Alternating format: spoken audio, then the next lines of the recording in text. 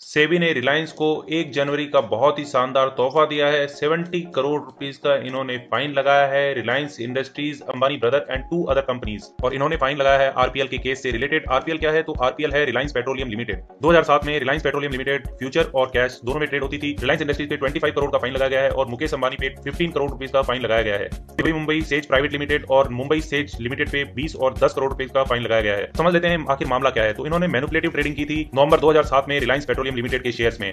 और इस case study को मैं पूरे डिटेल में आप लोगों को समझाने की कोशिश करूंगा और इससे हम समझेंगे कि किस तरह से मैनिपुलेटिव ट्रेडिंग करते हैं, क्या ये मैनिपुलेटिव ट्रेडिंग आज भी एग्जिस्ट करती है, किस तरह से दिग्गज लोग मिलकर अपने पैसों के दम पर स्टॉक मार्केट में अभी भी मैनिपुलेशन करते हैं। अगर आप लोगों ने हर्षद मेहता की वेब सीरीज देखी होगी तो वहां पे आप लोगों ने जरूर देखा होगा कि पैसे के दम पर किस तरह से स्टॉक मार्केट को मैनिपुलेट किया जा सकता है। तो रिलायंस पेट्रोलियम लिमिटेड पहले लिस्टेड थी कंपनी और 24 नवंबर 2009 को जिस शेयर होल्डर्स के पास में भी इसके शेयर्स पड़े थे उन्हें रिलायंस का शेयर अलॉट कर दिया गया था। अब हम समझने की कोशिश करते हैं आखिर हुआ क्या था। तो रिलायंस पेट्रोलियम लिमिटेड ये 2007 में फ्यूचर में भी ट्रेड होती थी और कैश में भी ट्रेड होती थी। रिलायंस पेट्रोलियम लिमिटेड का 75% स्टेक जो होल्ड करता था वो था रिलायंस इंडस्ट्रीज। मार्च 2007 में रिलायंस इंडस्ट्रीज डिसाइड करती है कि इसे 5% स्टेक अपना आरपीएल में बेचना है और इसे कैश मार्केट में ये बेचने का डिसाइड करती है। आरपीएल के 22.5 करोड़ शेयर रिलायंस को बेचने हैं नवंबर 2007 तक। इसका डिसीजन होता है 29 मार्च 2007 को। अगर रिलायंस ने सिर्फ अपने शेयर्स को बेचा होता मार्केट में, ओपन मार्केट में, तो कोई दिक्कत नहीं थी। लेकिन इन्होंने क्या किया, इन्होंने 12 एजेंट्स को हायर किया 30 अक्टूबर से लेकर 3 नवंबर के बीच में और इन एजेंट्स के थ्रू इन्होंने ट्रेडिंग की फ्यूचर में इन्होंने आरपीएल के स्टॉक को बेच दिया। फिर धीरे धीरे ये अपने शेयर को कैश में बेचते गए जिसके कारण शेयर का प्राइस नीचे आते गया और इन्होंने फ्यूचर में काफी अच्छा पैसा कमाया। लगभग 513 करोड़ के पास में इन्होंने अर्निंग की इस पूरे ट्रांजैक्शन से।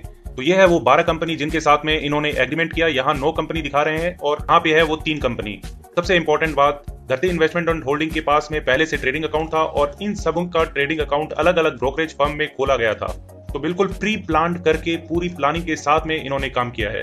रिलायंस ने इन कंपनी के थ्रू एफएनओ में पोजीशन लेनी अपनी शुरू कर दी और लगभग 9.92 करोड़ की पोजीशन इन्होंने बना ली थी। मतलब 9.92 करोड़ शेयर्स इन्होंने फ्यूचर में सेल कर दिए थे। इतनी ज्यादा शॉर्ट पोजीशन बनाने के बाद में इन्होंने अपने ओपन मार्केट में कैश में शेयर्स बेचना शुरू कर दिया। लेकिन सेबी की नजर में ये कब चढ़ा? तो सेबी की नजर में ये तब चढ़ा जब इन्होंने 2.25 करोड़ शेयर्स कैश में बेचे, वो भी लास्ट 10 मिनट में 29 नवंबर 2007 को। आप नोट कर सकते हैं 29 नवंबर 2007 लास्ट थर्सडे था। तो इस दिन एक्सपायरी होती है। तो इस दिन लास्ट मोमेंट पे इन्होंने इस शेयर्स को सेल किया और वो भी बहुत ही बल्क क्वांटिटी में सेल किया जिसके कारण इसका प्राइस 224 रुपीज से गिरकर सीधा 208 रुपीज के एवरेज प्राइस पे आ गया। एक बहुत ही इंपॉर्टेंट बात मैं यहाँ से रिफर करना चाहूंगा, बताना चाहूंगा कि डे का जो क्लोजिंग प्राइस है वो डिसाइड होता है ये लास्ट 30 मिनट के एवरेज वेटेड प्राइस पे। इन्होंने क्या किया, लास्ट में जो वेटेज थी वो काफी दे दी अपने बहुत सारे शेयर्स को बेच के और उस शेयर का प्राइस बहुत ही स्पीड से नीचे लेके आ गए और उसकी क्लोजिंग प्राइस उन्होंने मैनिपुलेशन से नीचे क्लोज करवा दी। और इस प्राइस के गिरने के कारण इन्हें फ्यूचर ट्रेडिंग में काफी अच्छा प्रॉफिट हुआ। जो शॉर्ट्स इन्होंने बनाए हुए थे उसमें बहुत ही लंबा इनको प्रॉफिट हुआ। और इन एजेंट्स के पास पैसा आया कहां से? तो इनको फंड प्रोवाइड किया गया था Navi Mumbai says private limited और मुंबई सेज लिमिटेड से। यहां से इनको फंडिंग दी गई और इन्होंने ये पैसे का यूज किया या मिसयूज किया फ्यूचर में पोजीशन को शॉर्ट करने में। ये पूरे के पूरे 95 पेज का केस स्टडी है जिसमें पूरी डिटेल्स दी हुई है किस तरह से रिलायंस इंडस्ट्री ने मैनिपुलेशन किया था स्टॉक प्राइस का। और ये जो 12 एजेंट्स थे उनको इन्होंने रिलायंस कम्युनिकेशन की ईमेल आईडी भी प्रोवाइड की थी। तो इन सारे के सारे 12 मेंबर्स के पास में रिलायंस की एक ईमेल आईडी भी दे दी गई थी। और जैसा कि मैंने पहले बताया था इन्होंने नए ट्रेडिंग अकाउंट खोले थे मई से नवंबर 2007 के बीच में। सिर्फ धरती ट्रेडिंग एंड इन्वेस्टमेंट कंपनी के पास में 2005 और 2006 से अकाउंट थे। इन्होंने सिर्फ एक ही मेंबर के थ्रू नहीं खोला, इन्होंने जितने भी ट्रेडिंग अकाउंट खोले वो डिफरेंट मेंबर्स के नाम पे खोले। सबसे गजब की बात यह थी कि ये सारे के सारे अकाउंट खोल दिए गए एजेंट्स के नाम पे और लेकिन इन्हें ऑपरेट एक ही आदमी करता था, मिस्टर संदीप अग्रवाल। ये सारे के सारे फ्यूचर सेगमेंट के जो ऑर्डर थे वो यही प्लेस करते थे और ये एम्प्लॉय थे रिलायंस इंडस्ट्रीज की सब्सिडरी के। ना सिर्फ फ्यूचर में बल्कि ये कैश सेगमेंट में भी सारे ऑर्डर यही प्लेस करते थे रिलायंस के बिहाफ पे। तो आप समझ सकते हैं एक ही बंदा जो फ्यूचर में भी ट्रेड कर रहा है सारे 12 ट्रेडिंग अकाउंट से और वही बंदा है वो कैश में सेल भी कर रहा है उसी ट्रेडिंग अकाउंट से। तो ये एक पूरा क्लियर इंडिकेशन है कि ये पूरा का पूरा मार्केट मैनिपुलेट किया जा रहा था इनके द्वारा। इतने सारे अकाउंट खोलने के पीछे मकसद यही था कि ये ज्यादा से ज्यादा पोजीशन बना सके और सेबी या किसी भी रेगुलेटरी बॉडी की नजर में ना आ सके। जिस तरह से अभी मार्केट वाइड पोजीशन लिमिट बताई जाती है, वैसे ही पहले क्लाइंट वाइज पोजीशन लिमिट थी। वो हर क्लाइंट के ऊपर में 101 लाख शेयर से ऊपर वो पोजीशन नहीं ले सकते थे। तो आप यहाँ पे देख सकते हैं सारे के सारे 1,01,000 के नीचे नीचे काम कर रहे हैं, मतलब 1 करोड़ शेयर से लगभग नीचे हैं। लेकिन एक ये धरती एंड इन्वेस्टमेंट ये कंपनी थी जिन्होंने 104 की पोजीशन बना ली थी। और ये जो ओपन इंटरेस्ट है वो कंट्रीब्यूशन देख सकते हैं 48.64%, लगभग 50% ओपन इंटरेस्ट सिर्फ इन्होंने मैनिपुलेट करके बढ़ा दिया था। और जिस कंपनी का 50% ओपन इंटरेस्ट मैनिपुलेटेड हो, वहां पे आप समझ सकते हैं किस तरह की चाल और किस तरह की साजिश खेली गई होगी। और ये बहुत ही इंपॉर्टेंट टेबल है, इसमें दिखाया गया है किस तरह से उन्होंने पोजीशन अपनी बिल्डअप करनी शुरू की। तो 1 नवंबर से इनका कारनामा शुरू हुआ और 6 नवंबर तक इन्होंने अपनी पोजीशन को बनाते गए, बढ़ाते गए, बढ़ाते गए। 1 नवंबर को 2.22 करोड़ शेयर्स इन्होंने बेचे फ्यूचर में। 2 नवंबर को ये पोजीशन पहुंच गई इनकी 4.32 करोड़। 5 नवंबर को 7.86 और 6 नवंबर को इन्होंने अपनी मैक्सिमम लिमिट जो थी वो यूज करके 9.92 करोड़ शेयर्स फ्यूचर मार्केट में बेच दिए थे या सेल कर दिए थे। और इन्होंने उस समय कैश में एक भी ट्रांजैक्शन नहीं किया। इन्होंने डिसाइड किया था 22.5 करोड़ शेयर्स ये कैश मार्केट में बेचेंगे, लेकिन इन्होंने 6 नवंबर तक कोई एक्शन नहीं लिया। 6 नवंबर के डे एंड पे इन्होंने एक झटका दिया और लगभग 7.19 करोड़ शेयर इन्होंने कैश मार्केट में बेच दिए। जब इतनी बल्क सेलिंग होगी तो शेयर प्राइस पक्का नीचे जाना ही है, और इसके बाद में शेयर प्राइस धीरे धीरे नीचे जाना शुरू हो चुका था। इन्होंने फ्यूचर में सेल करके रखा हुआ था, इसका मतलब अगर शेयर प्राइस गिरता है तो इन्हें बेनिफिट मिलेगा इस ट्रेडिंग में। और यहाँ पे इन्होंने कैश मार्केट में बल्क सेलिंग धीरे धीरे शुरू कर दी। फिर ये सिलसिला चलता गया और इन्होंने धीरे धीरे अपनी पोजीशन थोड़ी थोड़ी बुक करना शुरू की और यहाँ पे ये सेल करने का सिलसिला बिल्कुल चलता ही चला गया। 13 नवंबर को 1.33 करोड़, 14 को 2.91 करोड़। इसी तरह से ये देख सकते हैं पूरी की पूरी शेयर्स 23 नवंबर तक इन्होंने काफी शेयर्स बेच दिए। 18 करोड़ के शेयर इन्होंने यहाँ तक बेच दिए थे 23 नवंबर तक। उसके बाद में आप देख सकते हैं इन्होंने कोई ट्रांजैक्शन यहाँ पे नहीं किया और यहाँ पे आप देख सकते हैं धीरे धीरे इन्होंने अपनी पोजीशन कम करनी शुरू कर दी, अपनी प्रॉफिट बुकिंग यहाँ पे स्टार्ट कर दी।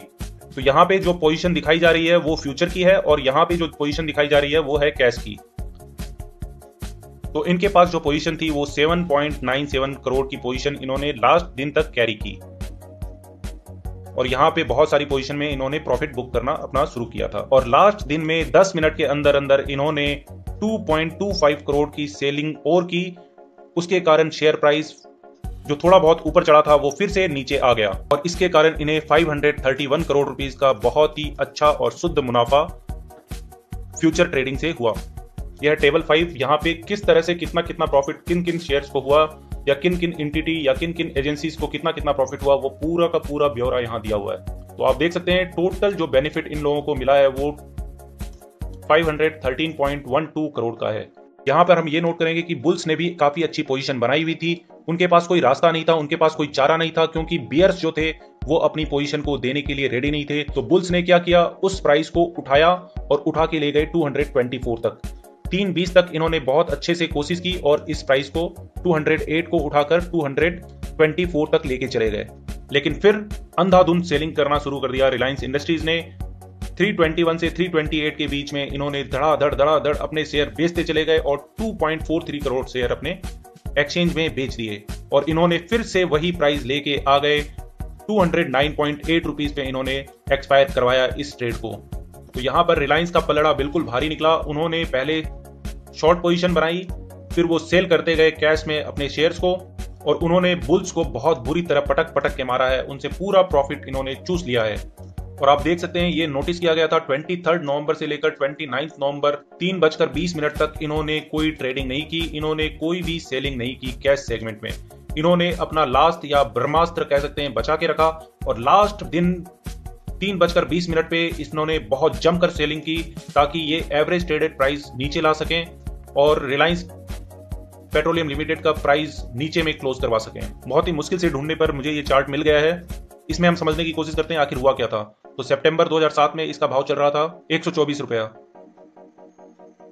और सितंबर एंड आते आते इसका रेट हो गया 150 रुपीज। फिर आप देख सकते हैं एक धीरे धीरे इसमें उछाल आती चली गई और नवंबर 1 में इसका रेट पहुंच चुका था 265-275 रुपीज के लेवल पे और यही वो लेवल थे जहां पे इन्होंने शॉर्टिंग अपनी शुरू कर दी। रिलायंस ने यहीं पे अपने स्टॉक शेयर सेल करना शुरू कर दिया 265 के लेवल के आसपास इनकी एवरेज थी और वहां पे इन्होंने जम के यहां सेलिंग की। और ये जो सेलिंग की है वो सिर्फ फ्यूचर में की है।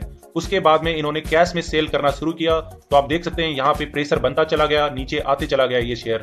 आरपीएल ने 294 रुपीज का हाई लगाया था और उसके बाद में ये धीरे धीरे नीचे नीचे आते चला गया।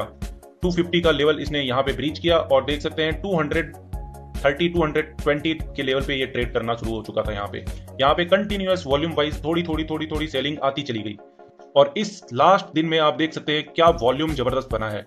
यहाँ पे एक बहुत ही शानदार वॉल्यूम बना और यहाँ पे भी देख सकते हैं एक बहुत शानदार वॉल्यूम बना है। यहाँ पे लगभग 7.19 करोड़ शेयर बेचे थे रिलायंस ने और यहाँ पे आप देख सकते हैं 2.24 या 2.5 करोड़ शेयर कैश में यहाँ पे बेचे थे, वो भी 10 मिनट के अंदर अंदर। क्योंकि यहाँ पे उन्होंने देखा कि लास्ट मोमेंट पे शेयर प्राइस थोड़ा जंप करने लगा है, तो इन्होंने पटक के एकदम कस के सेलिंग अपनी शुरू कर दी। इन्होंने अपना ब्रह्मास्त्र बचा के रखा था, उसका पूरा उपयोग किया। आप देख सकते हैं इस पूरे चार्ट में कितना बड़ा मैनिपुलेशन हुआ है। पहले प्राइस धीरे धीरे इंक्रीज की गई, इंक्रीज करने के बाद में यहाँ पे अच्छे से सेलिंग की गई। सेलिंग करने के बाद में इन्होंने कैश में अपने शेयर्स बेचने शुरू किए। यह केस 13 सालों से लगभग खिंचता चला रहा है और फाइनली इन्होंने पेनल्टी लगाई है, वो भी 70 करोड़ की। और यहाँ पर रिलायंस का ये कहना है कि इन्होंने जो भी अपनी पोजीशन बनाई या जो भी एग्रीमेंट या एजेंट्स के साथ में एग्रीमेंट किया, वो सिर्फ अपनी पोजीशन को हेज करने के लिए किया था। सेबी ने इतने साल लगाने के बाद में कुछ अच्छा काम किया, थोड़ी सी पेनल्टी लगाई है। तो इस पूरे के पूरे मामले से हमें क्या शिक्षा मिलती है? तो इससे सबसे पहली शिक्षा हमें ये मिलती है कि यहाँ मैनिपुलेशन होता है और मैनिपुलेशन होता रहेगा। अगर आप शॉर्ट टर्म ट्रेडिंग करते हैं तो स्टॉप लॉस के बिना आप बिल्कुल भी ट्रेड ना करें। स्टॉप लॉस मस्ट है अगर आप स्टॉक मार्केट में टिकना चाहते हैं। और दूसरी शिक्षा ये मिलती है कि हमें ओवर साइजिंग नहीं करना चाहिए। अपनी जितनी कैपेसिटी है उतनी कैपेसिटी से ही आपको काम करना है। चाहे फंडामेंटल कितने भी अच्छे हो, चाहे टेक्निकल कितने भी अच्छे लग रहे हो, चाहे चार्ट बहुत ही अच्छा दिख रहा हो, लेकिन फिर भी आपको ओवर साइजिंग नहीं करनी है। अगर ओवर साइजिंग आप करेंगे तो इस स्टॉक मार्केट में कपड़े पहन के आएंगे और नंगे होकर जाएंगे। इसी के साथ बहुत बहुत धन्यवाद।